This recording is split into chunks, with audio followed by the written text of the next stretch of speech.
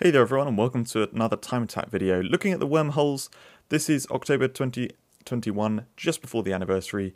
The wormhole battles, if you don't know me, I love these battles. They're really interesting ones that are little challenges to do. You've only got 2 minutes to do them and they're quite tricky. So this time, like the last couple of times, I think I said that they're actually quite easy. They were easier than times in the past. This time, I would say we're kind of middling here. So there are some interesting ones, like this first one is actually quite tricky.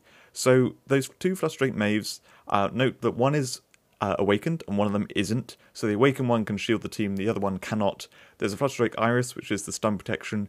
You could go the route of removing that and then stunning them. But I just went in with my normal team because this was a first try. I did a few of these on a first try. Slightly hypocritical when I say it was a little harder than previously, but I think the battles themselves are fairly interesting and they are a little bit harder in some cases. Anyway, so this first one is awkward because you've got the Frustrate Salvias that clone. You've got this Frustrate Iris at the beginning that, you know, you'd have to build around to knock that back in order to stun them. There's another Frustrate Mave here which shields the team again. So even though there's only a few monsters, it's actually fairly challenging to get through. And that Frustrate Sleep, sorry, it's not Sleep, it's Clover, I think, that does the Frustrate Sleep move. That was really awkward for me at the beginning, putting to sleep my Zulong, because Zulong would have been amazing in this battle. But anyway, I just about managed to pull through. Unfortunately, because my Nova Drake isn't accelerated, it's not able to hit the Frustrate Salvia and then kill it off. So things get quite tight here at the end. But yeah, in terms of going for this yourself, I would probably recommend knock back the Frustrate Iris at the beginning and then go with stun. You can also draw in the Frustrate Mave's attacks.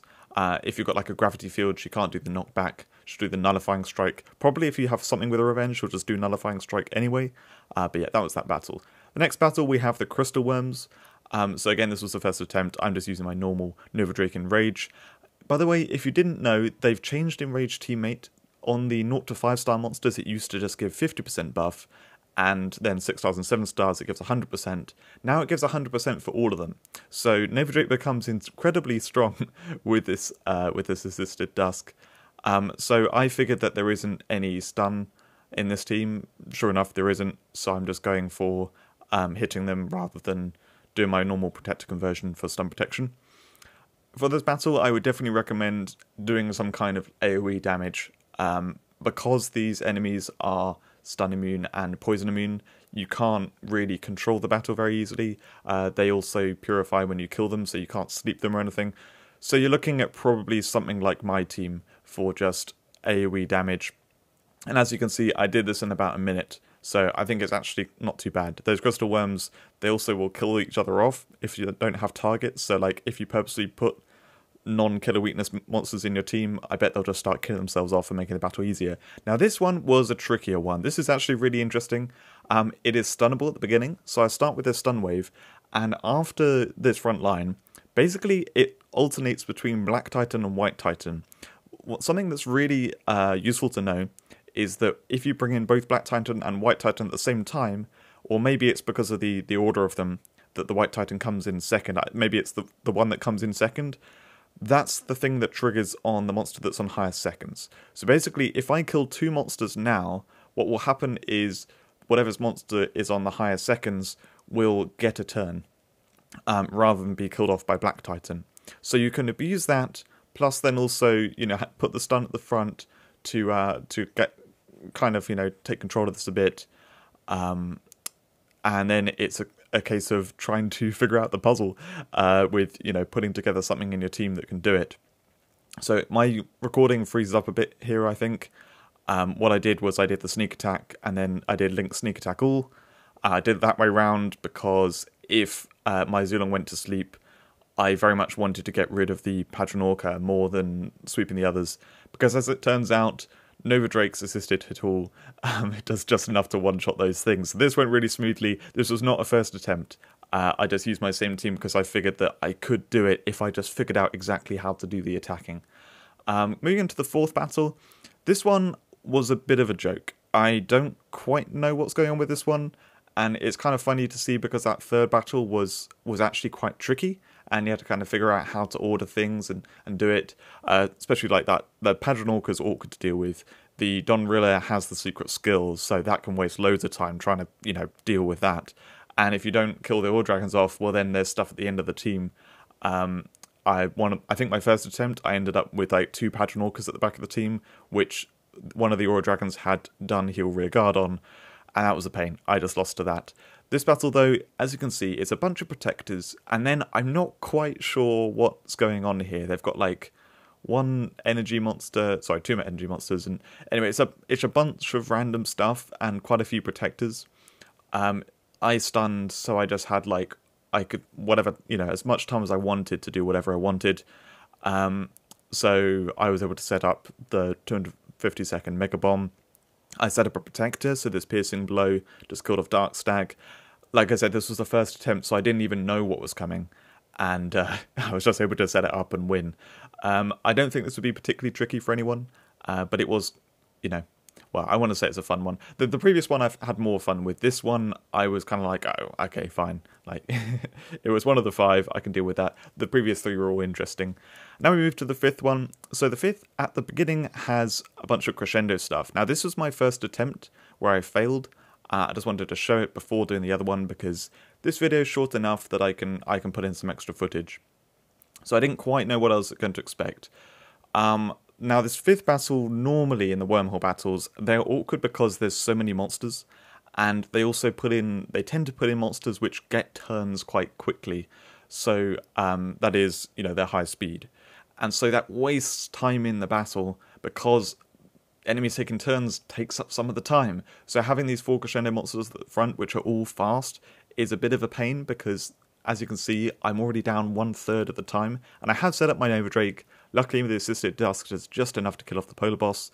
But I have a harder time getting through this. There's extra monsters being added into the team, like this Lime adds a bronze shell next in line. You'll see it a little bit later on. There's also a Lyra. One of the issues here is that there are lots of tanky monsters in this battle as well. So ultimately, Nova Drake is not the way to go. That's what I figured. I think I might have done 2 attempts. I can't remember exactly. But yeah, basically, trying to do this with normal damaging attacks, I do not think is going to be that possible. Because you'll see here, this assisted dusk, like, that does not damage the enemies enough. And with Lime and Lyra that are difficult to kill. Also, Spiciest Blaze will like heal things up. Well, you'll see here, the Nightingale heals and shields it, and then it will heal things up when it gets a turn. Like, it's awkward to get through. I realise this is not the way to go. So Nightingale's another Roaring Entrance monster that's guaranteed to get a turn. If she goes for the Aegis Barrier, that's going to be nasty. Otherwise, she's got Sedate. There's a few things to deal with, and ultimately what I decided to do was stun and win with Perpy. I think ultimately this battle is easiest to do by stunning. So you knock back the Leogeist at the beginning, and then you stun, and then you do, you create some kind of setup that you're going to win from. Perpy works perfectly for this. As you'll see, things line up really, really nicely. So at the beginning, I do accelerate. This is my normal Perpy setup that I use for things. I am going to do a video on Perpy in the future, where I'm going to talk about exactly how to use it, what works, what doesn't. Well, maybe a little bit less on what doesn't, but I'll tell you how it works well and the kind of things you can do with it and how to play with Perpy really effectively. So this is my normal Perpy setup. I knock back the stun protection. I then gene recomposition the stun revenge things to stun the enemies enough that then I can create 4 Perpies and do the Delta Super Beam. So that's what I set up here. As you can see, it's just lined up. Now, really importantly, do you see the number 1 and number 2? They are 1 second apart. That is for Lyra. I knew that would be the case, that I could line them up, or otherwise I could like skip behind to do it. I do a Blood Clone next here because I got the Bronze Shell added in next in line. Well, there was one from Motor Dragon, also one from Lime. So now I've got a Perpy next in line. Then I do the 2 Perpies which are right next to each other, so I get a turn before Lyra to get rid of Lyra before she does the Mermaid's Hex. Nightingale can sedate one thing, which kills off a Perpy, but I created that one next in line. So I've still got 4, and these things can't kill off my Perpies. So everything lines up really well. I would probably recommend Perpy for this. There may be some other kind of setups which work really nicely for it. You can stun at the beginning, which means you can, create some kind of setup for it. but there's a lot of monsters to get through, so it is fairly tricky to kind of do it within time. Anyway, as I said, we've got some interesting battles in this. Number 3 and number 5 were my favourite ones to work out. And then number 1 and number 2, they're definitely fun. You know, having the Flutter Drakes and the Crystal Worms there. So I hope you enjoyed this video. I hope it helps you if you get to this point in the event. And otherwise, look forward for the anniversary, which is coming in a few days. Thanks for watching, and I'll see you in a video soon.